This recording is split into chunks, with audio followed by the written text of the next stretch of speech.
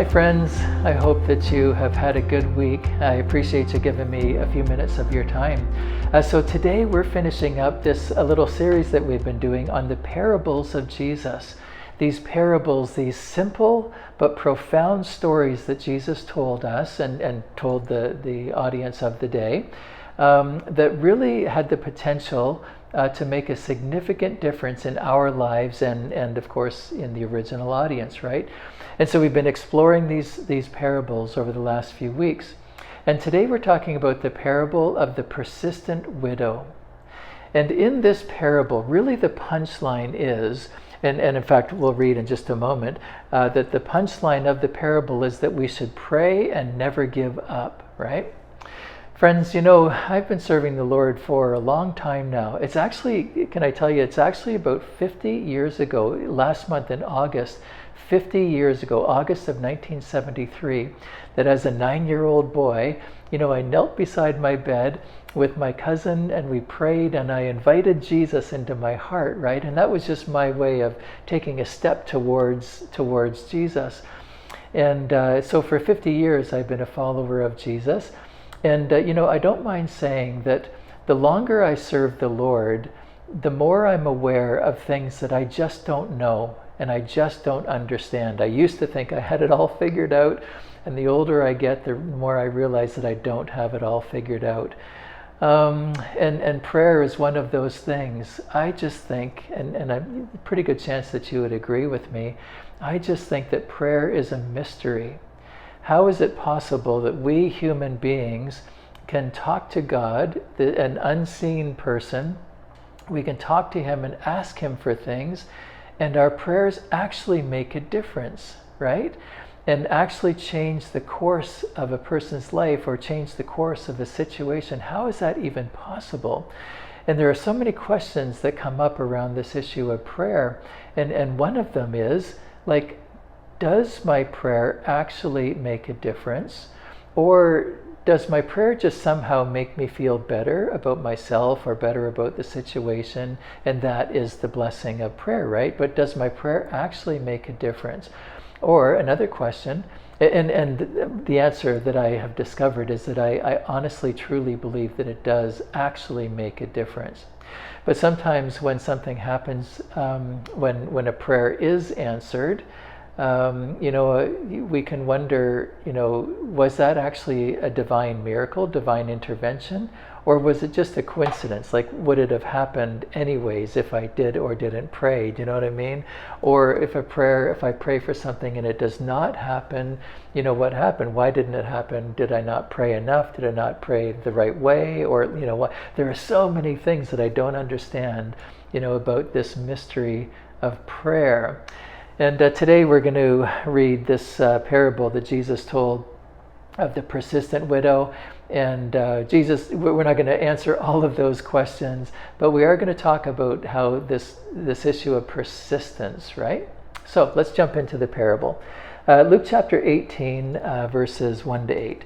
One day Jesus told his disciples a story to show, now here's the punchline that Luke puts right out there at the very beginning. Like, sometimes Jesus told parables and, you know, later the disciples went and said, hey, what did that parable mean? Or sometimes we have to figure it out on our own because Jesus didn't say, you know, but Luke just puts it right out there. He says they told this story to show that they should always pray and never give up.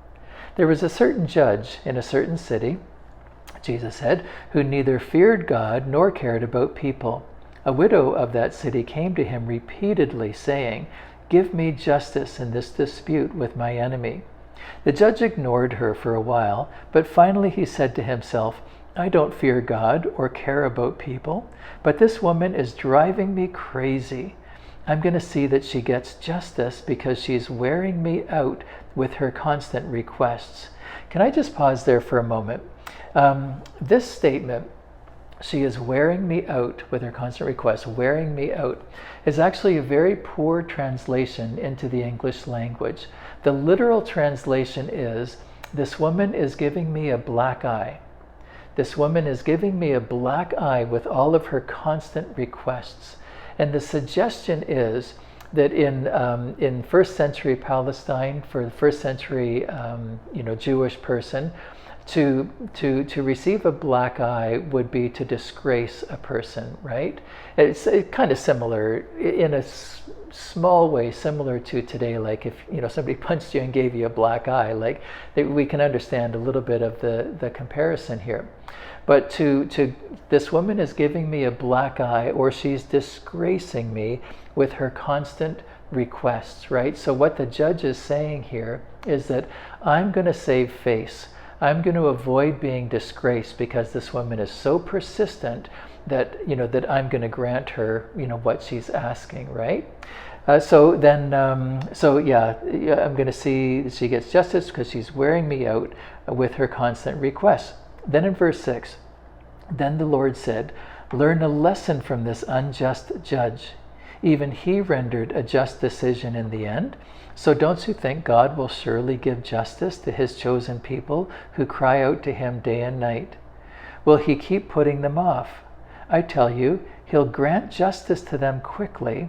But when the Son of Man returns, how many will he find on earth who have faith? Okay, let's just kind of put it out there at the beginning. There's something that I've never understood about this parable, and it's always just kind of rubbed me the wrong way.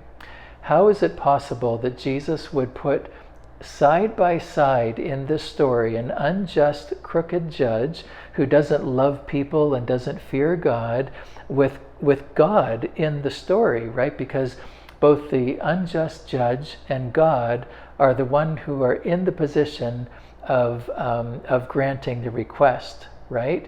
So although it's not a direct comparison, they're in the same category, in this story, and it's never made sense to me, why Jesus would do this, put God side by side with the crooked judge. It makes a big difference if we understand the context of where Luke put this story. Okay, so I'm just stating the obvious here to begin with, but that when Luke wrote, his story of Jesus's life, there were no divisions, no chapter divisions, no verse divisions. Just like if we were to write something today, Luke just wrote the story.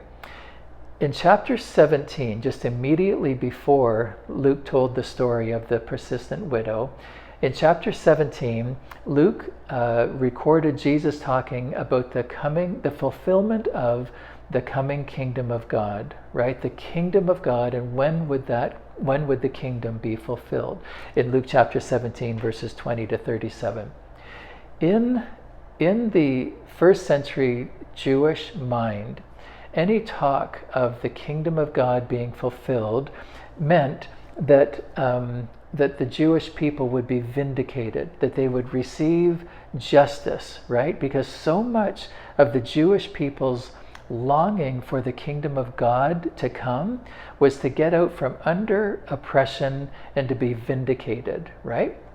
So Jesus talking about the kingdom of God and the kingdom of God being fulfilled. And then in Luke chapter 18, right after that, Luke tells a story of a powerless widow, much like the Jewish people must have felt powerless. The powerless widow who is struggling for justice under an oppressive system, right? So do you see how, although I should say that there's no direct kind of literary connection between these two things, chapter 17 and chapter 18.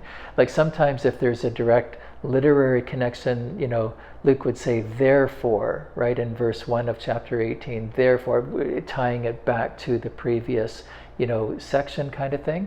So there's no therefore and there's no direct connection, but Luke puts these two things side by side. So I think it makes sense that in his mind there was a flow of thought, right, from the kingdom of God and from the Jewish desire, longing to be vindicated, longing to get out from under an oppressive system, to now, oh my goodness, that was Haley. I'll call her back. Getting out from under an oppressive system now to a widow, a powerless widow getting out from under, an oppressive system. Okay, so if we view the Jewish people like the powerless widow, then we can see, a bit of a connection. And now it makes sense why. Well, I should say, then in verse 1, Jesus told the story, or actually Luke commented, like, keep praying and never give up. So to the Jewish reader, kingdom of God, oppression, vindication, keep hanging in there, keep praying and never give up, right? And now it makes a little bit more sense why in Luke chapter 18, verses 7 and 8, the second half of verse 7, it says, so don't you think that God will surely give justice to his chosen people, right? To the Jewish people. God will give justice, who cry out to him day and night. Will he keep putting them off? I tell you, he will grant justice to them quickly. But listen, but when the Son of Man returns, right? Eschatological, the final culmination of the kingdom of God. When the Son of Man returns, how many will he find on earth who have faith? Okay? I need to move along, but the message here is for those who are struggling under oppression, for the Jewish reader or the Jewish listener in those days, or even today, for those who feel like they're struggling under oppression, hang in there and keep looking to Jesus, because Jesus will one day prevail, and God's kingdom and truth and justice will one day prevail. Okay, so that's kind of the parable in a grander historical Jewish kingdom of God, setting. But I think that there also is a personal application to what Jesus had to say. And that's kind of the way that we tend to read the parable. We read it from a personal perspective that, like keep praying, and never give up. And again, in verse 7 of Luke 18, even the unjust judge rendered, a just decision in the end. So don't you think, friend, don't you think that God will surely give justice to his chosen people? And is that a word for you today? That whatever you're struggling with, whatever you feel like you're under, that don't you think that God will surely give justice, that God will surely do the right thing for his chosen people, you who have been grafted into, the Jewish branch kind of thing, using the imagery of Romans. And so the message here is that you can trust your loving Father to always do right, to always do good. You can trust that he'll do that. I'd like to finish in the next few minutes by talking about a really unique character in history by the name of George Mueller.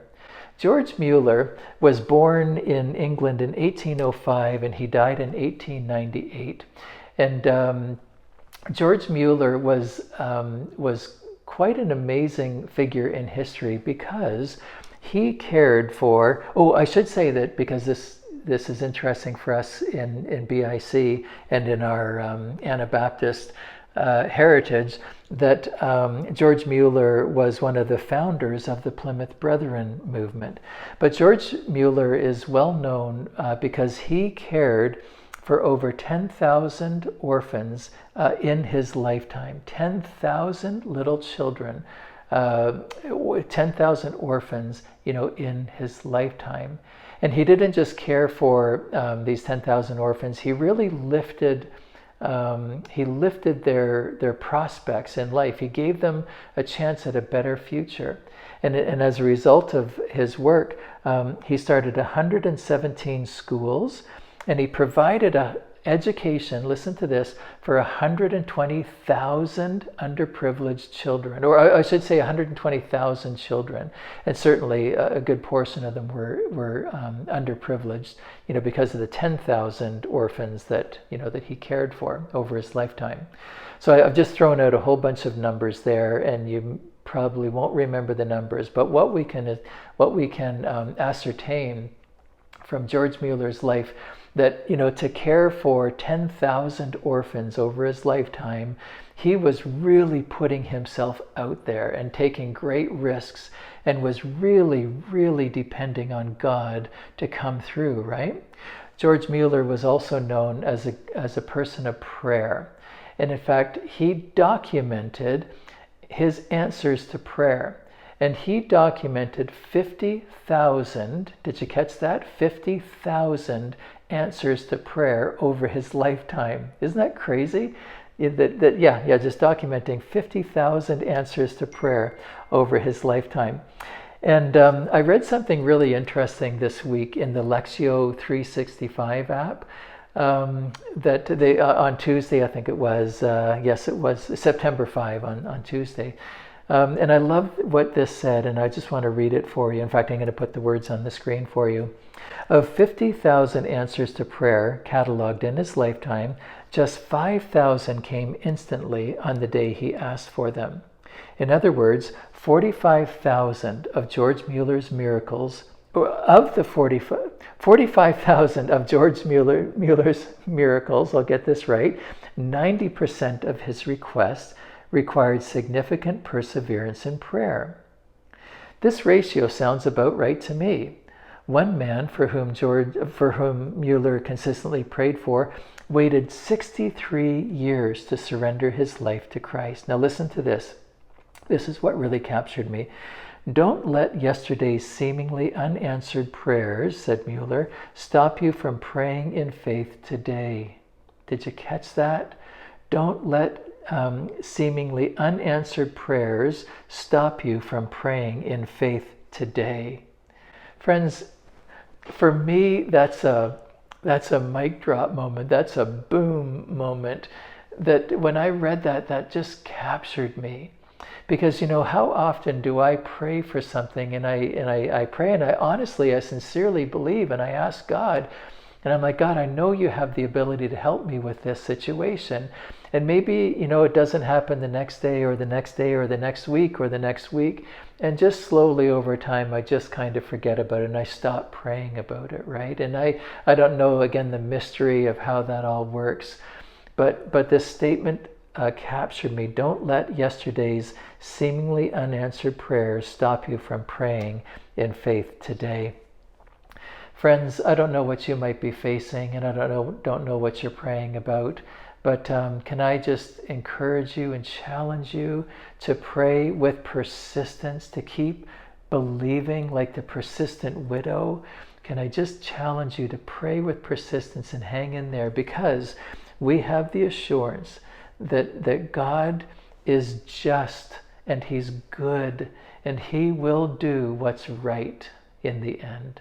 Okay, our time is up, so I need to wrap up. So good to be with you today. If you have a chance to be with us on Sunday, look forward to seeing you. We're meeting at Eastridge on Sunday. Check your email. Or if you don't have the email, go to our church website, reunionstouffville.com, and you'll get directions there for how to get to Eastridge, okay? Looking forward to seeing you on Sunday. Have a great day.